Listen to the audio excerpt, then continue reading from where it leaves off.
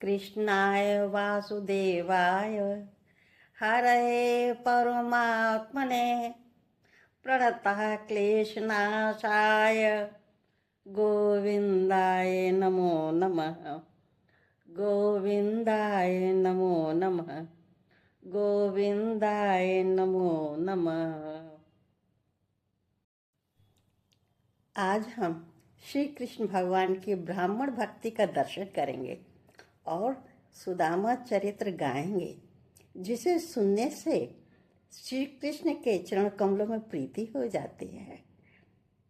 सुखदेव जी कहते हैं, परीक्षित, एक सुदामा नाम के ब्राह्मण हुआ करते थे। वो ब्रह्म ज्ञानी थे, जितेंद्रिय थे। उनको बचपन में भगवान कृष्ण के साथ संदीपन मुनि के यहाँ विद्याध्ययन का सौभाग्य प्राप्त हुआ था। सुखदेव जी कहते हैं, परीक्षित, सुदामा जी गृहस्थ होने पर भी किसी प्रकार संग्रह नहीं करते थे और प्रारब्ध के अनुसार जो भी मिल जाता था उसमें संतुष्ट रहते थे। उनकी पत्नी पतिव्रता और सुशीला थी, लेकिन भोजन के अभाव में भूख के कारण बहुत दुबली पतली हो गई थी। एक दिन दरिद्रता की प्रतिमूर्ति दुखिनी पतिव्रता भूख के अभाव में कांपती हुई पतिदेव के पास आई और बोली, भगवान, साक्षात लक्ष्मीपत भगवान कृष्ण आपके सखा हैं। वे शरणागत वत्सल हैं और ब्राह्मणों के परम भक्त हैं। आप उनके पास जाइए। जब वे जानेंगे कि आप कुटुंबी हैं और अन्न के बिना बहुत दुखी हो रहे हैं तो वे आपको धन दे देंगे। इस प्रकार जब पत्नी ने कई बार नम्रता से प्रार्थना की, तब उन्होंने सोचा, धन की तो कोई बात नहीं है, लेकिन भगवान का दर्शन हो जाएगा, जो जीवन का बहुत बड़ा लाभ है। भगवान के दर्शन के लिए उन्होंने द्वारिका जाने का निश्चय किया और पत्नी से कहा, घर में कुछ भेंट देने योग्य वस्तु हो तो दे दो। तब ब्राह्मणी पड़ोस के घर से 4 मुट्ठी चिवड़े मांग कर ले आई और कपड़े में बांधकर सुदामा जी को दे दिए। सुदामा जी उन चिवड़ों को लेकर द्वारिका के लिए चल दिए। मार्ग में भगवान के बारे में ही सोचते जा रहे थे। द्वारिका में पहुंचने पर पूछते पूछते एक महल में उन्होंने प्रवेश किया। महल बहुत सुंदर था, सजा हुआ था, अत्यंत शोभा युक्त था। उस महल में प्रवेश करते ही उन्हें ऐसा मालूम हुआ मानो ब्रह्मानंद के समुद्र में डुबकी लगा रहे हैं। उस समय भगवान श्री कृष्ण अपनी प्राणप्रिय रुक्मिणी जी के पलंग पर विराजे हुए थे। सुदामा को दूर से देखकर वे सहसा उठ खड़े हुए और उनके पास आकर बड़े आनंद से उन्हें अपनी बाहों में ले लिया। भगवान अपने प्यारे सखा का अंग स्पर्श से अत्यंत आनंदित हुए। उनके कमल नेत्र में प्रेम के आंसू बरसने लगे। परीक्षित, कुछ समय बाद भगवान ने उनको ले जाकर अपने पलंग पर बैठा दिया और स्वयं पूजन की सामग्री लाकर उनकी पूजा की। भगवान ने अपने हाथों से सुदामा के पांव पखार कर उनका चरणोदक अपने सिर पर धारण किया। पूजा करने के बाद मधुर वचनों से बोले, भले पधारे, ऐसा कहकर उनका स्वागत किया। रुक्मिणी जी चंवर डुलाकर उनकी सेवा कर रही थी। भगवान कृष्ण और सुदामा दोनों एक दूसरे का हाथ पकड़कर अपने गुरुकुल के समय की घटनाओं का स्मरण और वर्णन करने लगे। फिर भगवान ने सुदामा से उनकी गृहस्थी के बारे में पूछा और बताया, ब्राह्मण, उस समय की बात तुम्हें याद है जब भयंकर आंधी पानी में हम दोनों एक दूसरा का हाथ पकड़ के घोर जंगल में इधर उधर भटक रहे थे। जब हमारे गुरु संदीपनी मुनि को पता चला, वे शिष्यों के साथ हमें ढूंढते ढूंढते जंगल में पहुंच गए थे और बाद में हमें आशीर्वाद दिया था। उन्होंने कहा, तुम्हारे सारे मनोरथ पूर्ण हो। तुम लोगों ने जो हमसे विद्याध्ययन किया है वो तुम्हें सदा कंठस्थ रहे, इस लोक और परलोक में कहीं भी निष्फल ना हो। फिर श्री कृष्ण ने सुदामा से कहा, प्रभु, वेद, धर्म, अर्थ, काम, मोक्ष चतुर्विध पुरुषार्थ के मूल स्रोत हैं और वे हैं आपके शरीर। वही आप विद्याध्ययन के लिए गुरुकुल में निवास कर रहे हैं। ये मनुष्य लीला का अभिनय नहीं तो क्या है। भगवान कृष्ण ब्राह्मणों के भक्त हैं, उनके क्लेश नाशक हैं और संतों के एकमात्र आश्रय है। बहुत देर तक बातचीत करने के बाद मुस्कराकर विनोद करते हुए श्री कृष्ण भगवान ने कहा, ब्राह्मण, आप अपने घर से मेरे लिए क्या उपहार लाए हैं?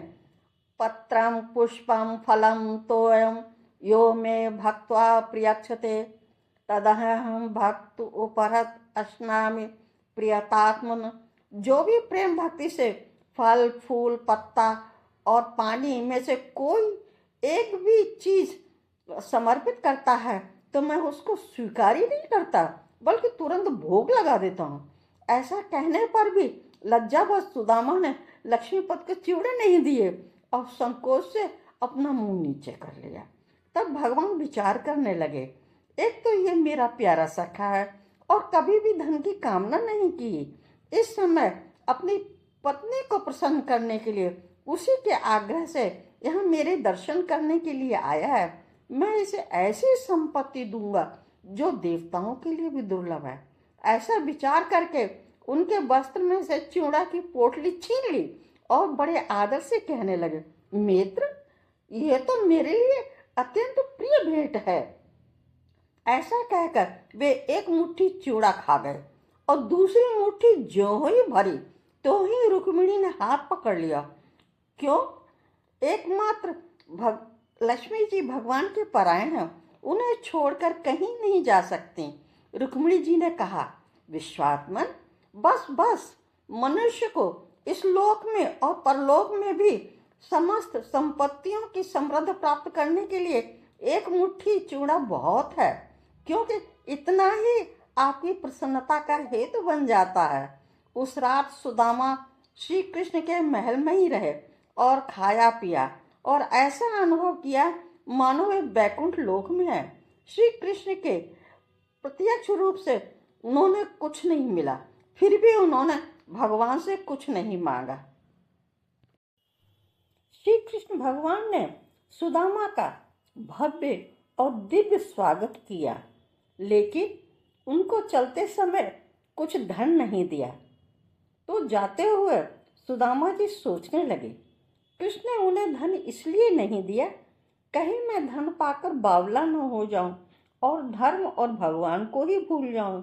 इस प्रकार मन ही मन भगवान द्वारा अपनी पूजा और आदर सत्कार को याद करते करते अपने घर के पास पहुंच गए। वहां जाकर क्या देखते हैं कि उनका स्थान तो बड़े बड़े रथ जैसे महलों ने ले लिया है। मेरा कहाँ स्थान है, वे सोच ही रहे थे ऐसा। उसी समय देवता समान सुंदर सुंदर स्त्री पुरुष मंगल गीत गाते हुए उनकी अगुवानी करने के लिए आए। उनकी पत्नी सुशीला तो मूर्तिमती लक्ष्मी जैसी लग रही थी। उन्होंने पत्नी के साथ महल में प्रवेश किया। उनका महल तो देवराज इंद्र का निवास स्थान लग रहा था। इतनी संपत्ति और समृद्धि देखकर मन ही मन कहने लगे, ये सब कुछ श्री कृष्ण की करुणा की ही देन है। मैंने उन्हें एक मुट्ठी चिवड़ा दिया था जो भगवान ने इतने प्रेम से स्वीकार किया। उन्होंने मन ही मन कामना की, हे भगवान, मुझे जन्म जन्म आपका प्रेम मिले, आप ही हमारे हितैषी हों, आपकी मित्रता मिले, आपकी ही सेवा प्राप्त हो। मुझे संपत्ति की आवश्यकता नहीं है। हे कृष्ण, तुम्हारे चरणों में मेरा अनुराग बढ़ता जाए और तुम्हारे प्रेमी जन और भक्तों का सत्संग प्राप्त हो। भगवान संपत्ति आदि के दोष जानते हैं।